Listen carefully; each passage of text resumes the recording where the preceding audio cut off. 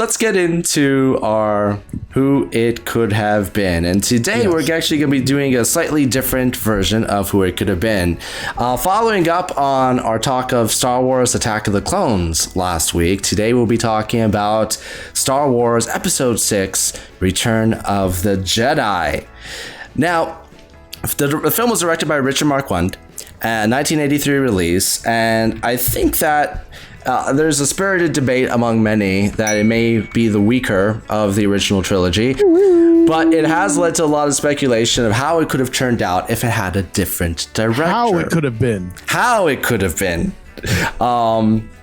Now, the big rumor has always been, or the big point has always been, that Steven Spielberg was originally tapped to direct Return of the Jedi, and that the reason that he couldn't do it was that he couldn't accept the offer because of the issues that George Lucas had with the Directors Guild at the time. It's an interesting story to begin with, but that's more so for another episode. How do you think, just on the initial reaction, how would you have reacted to a Steven Spielberg directed Return of the Jedi? How do you think that would have been different? Well, your biggest complaint, as worded it best, that's very correct, is it was very kid-like. I can argue that the Spielberg there, that's an Animaniacs reference, by the way, and if you don't like it, YouTube it, you'll understand why. No, but if they went with the Spielberg, I think he would have better captured the dynamic that movie's looking for without, to use your words again, and I keep doing it because I think you expressed it very well there, giving it that kids movie look. Listen, Industrial Light and Magic is a very talented group.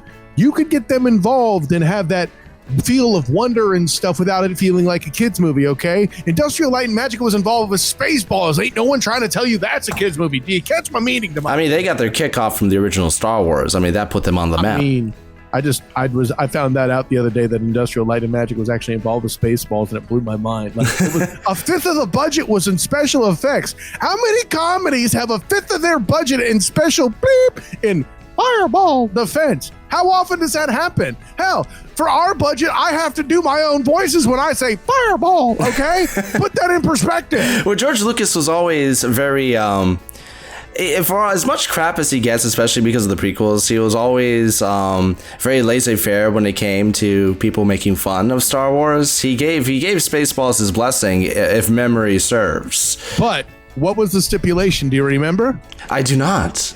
No merchandise. That's why. That's right. That is right. Was so prevalent throughout the movie. I want my Pizza the Hut merchandise. Yeah, and I'm seeing these people on, like, they buy from Etsy.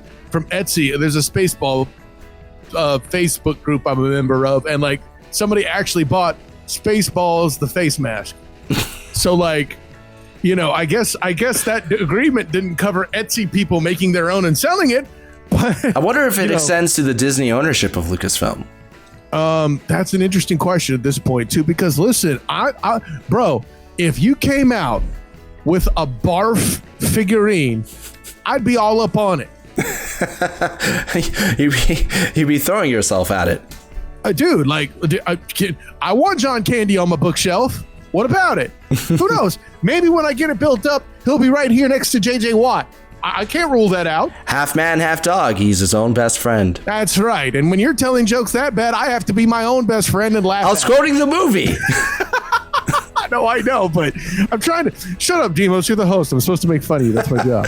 Well, you know, Jim actually brings up something I was about to say. He says it probably would have been a little darker, and Spielberg was a little heavier back then, right? Yes, and true. He was. And if he had done Return of the Jedi, this would have been the film he would have done right before Temple of Doom. He would have been less Fraggle Rock and more Spaceballs. His most kid-friendly film up to that point was the film that came out the year before Jedi, and that was E.T. And E.T. is still a particularly dark, challenging film. It is. There's some of those things when I was a kid that were pretty scary where they come and actually get him, the government gets involved, which, by the way, how cool would it be if Indiana Jones was the principal at your school? I'm saying. I wish they never cut that out by Andrew. I totally understand why they did. Think about it. Once the professor ran his course, at some point he would have to be promoted to administration. Am I right? I mean, but the film would have had to end with him fighting the aliens and yelling, "Get off my planet." No. He'd be fighting off the government agents and saying, "Let him phone home." Oh, wait. I don't know about that. In many of Harrison Ford's movies, he's usually the government agent or the police officer. See, but when he's Indiana Jones, he's fighting off government agents. Granted, those government agents are generally Nazi, but that's not the point, Demos. My DVD collection, Blu-ray collection, came with a coaster that told me that he actually fought in World War II. So he was a soldier. Hey, and listen, that means he fought communist government agents as well. I mean, then that way we've rounded it out. He's been after capitalists, Nazis, and communists. Bring it on. But E.T. and Jim once again says borderline terrifying in some scenes. As a kid, the government agents coming in didn't bother me at all. What the scenes that bothered me the most were his initial Elliot's initial introduction to E.T., where he throws the ball and it comes back at him, and it's dark and it's foggy, and he goes into the cornfield and that sound is nasty. That is freaky stuff, and then he changes colors when he's dying in a ditch. There's some really freaky things in E.T. That didn't scare me as much as it made me sad. Granted, as the child of a healthcare professional, like when he was sick, that made me sad. You're like, Mom, why did you take care of him? What are you doing? You're sitting there. I wasn't that nutty. First of all, let's be clear. I knew my mom well enough back then that if the ish was real, she'd be like, fireball, and like jump right into action. I'm just saying. But she would getting back, that Mickey Fireball. Yeah, Mickey Fireball E.T. But getting back I don't know to why that's funny, but it is, bro. I like it. And Jim once again, he says that the realism for a kids movie is a little too much. I actually think that's one of the reasons that E.T. connected as well as it did. It felt very real, when the kids yell those insults at each other and yell penis breath and stuff. Yeah, it might be shocking to parents' ears, but it's how kids talk. Decades. My dad held that against Drew Barrymore for decades. I'm like, Pop, she didn't write that, right?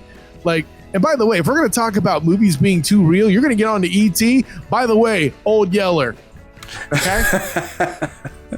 Old Yeller is too damn real. Facts. They literally have to bring Davy Crockett in at the end to settle kids down. Fess Parker, who also played Davy Crockett as a father. I saw what you did there.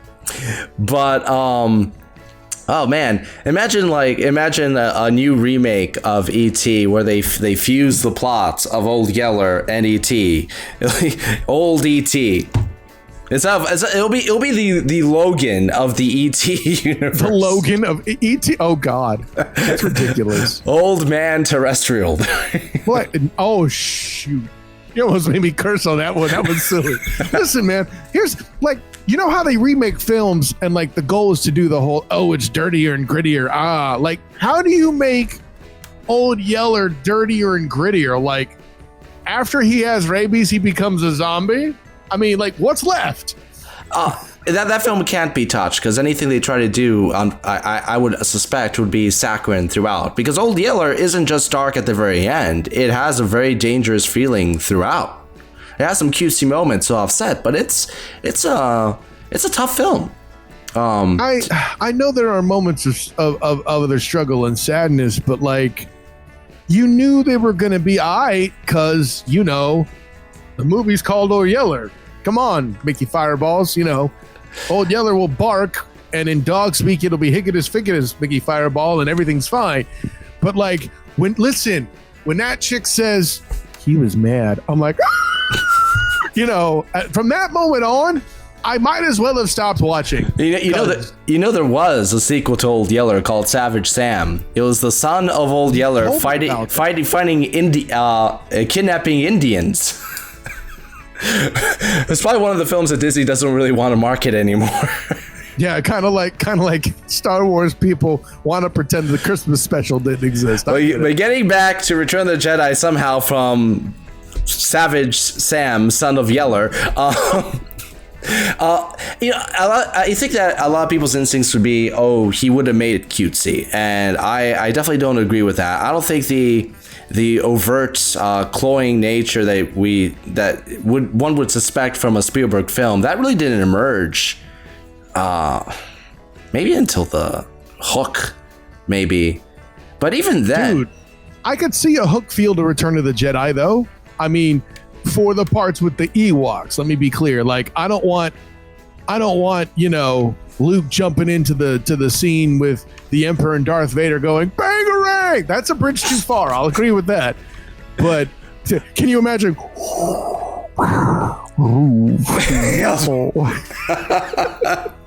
Roofy. But I will tell you one thing that I do for a fact know would have been better. Harrison Ford would have been he would have been a little bit more involved in his performance. You can tell, man. I love Harrison Ford, but you can tell that he really wasn't in it in Return of the Jedi. I don't get it. No, your personal favorite scene. Yeah, no, I didn't bother bringing up Harry there because I knew you would. If anything, and Jim says Ewoks probably would have been cannibals that Spielberg directed. I would only hope that the Ewoks would be something akin to the villains from Temple of Doom. That's ripping hearts out of stormtroopers. Well, and they made the Ewoks scary enough. Let's not forget, folks, like somebody was rotisserizing their prisoners before, certain golden robots were made to float by way of the Force powers. The Ewoks were unfriendly enough. It's all the whimsy afterwards that made it harder to swallow for you, I think. I don't think there's really much of a debate about whether Return of the Jedi would have been better with Spielberg, because I very much think it would have. Something that could have easily been better too? Why did you eliminate the intro, Demos? Like, do you understand what just happened now? Like, before, with who it could have been or how it could have been, like, we're doing a recording and I have to on the spot come up with something, and maybe we have a few takes and I can mention who you're auditioning for.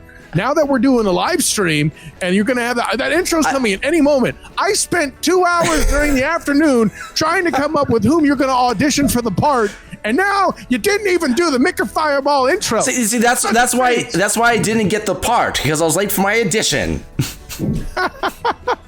Who was I auditioning for this week, Kyle? I'm not telling you. You don't deserve to know. I will say there was one other director that was in the running, and he decided to direct another sci-fi film that was based on a book that partly inspired Star Wars. The film was Dune, and the director was David Lynch. Are you familiar with David Lynch, Kyle? Probably more than I realize. He did Eraserhead. Elephant Man, he did Twin Peaks, Lost Highway, Mulholland Drive.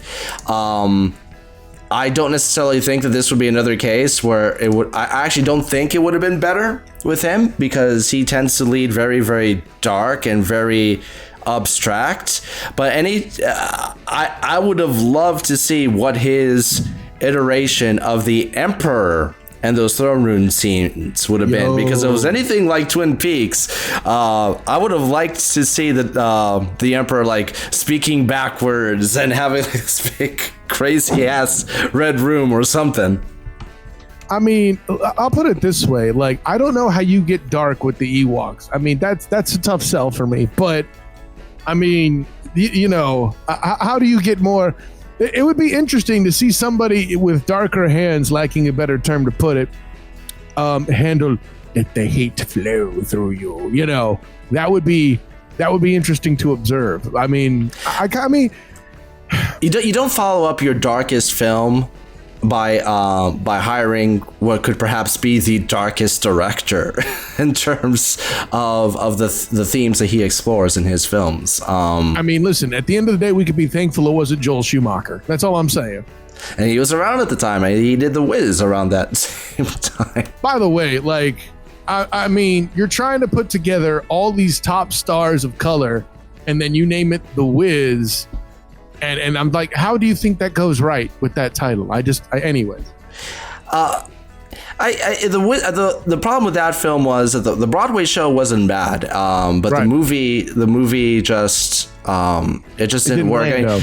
It didn't land though, and on top of that, you have Michael Jackson, and you have your one dance star with Michael Jackson. You shoot far away with his back turned to the camera.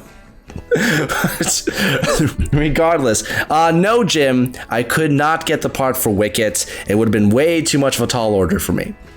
So, yeah, like the time he auditioned to be Figment. Oh, that would end up with some nightmares. That would end up with some nightmares. Imagination, Mickey Fireball. Pew, pew, pew, pew, pew, pew. So I think we're agreeing at this particular point. I think that Spielberg would have been a far more interesting director. Probably would have brought a more cinematic flair to that film. Definitely better performances, especially with a more involved Harrison Ford, fresh off of Indiana Jones, Raiders of the Lost Ark. David Lynch, although it would have been interesting to see his style in Star Wars, I'd be more interested in him doing a Star Wars film now than it would have been back then, is the best way that I can put it.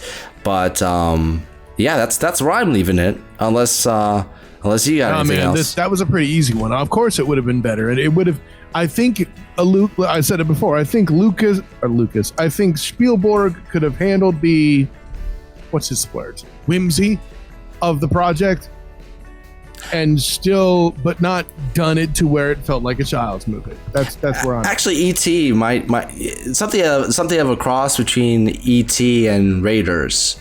You know, yeah. I think that would land though.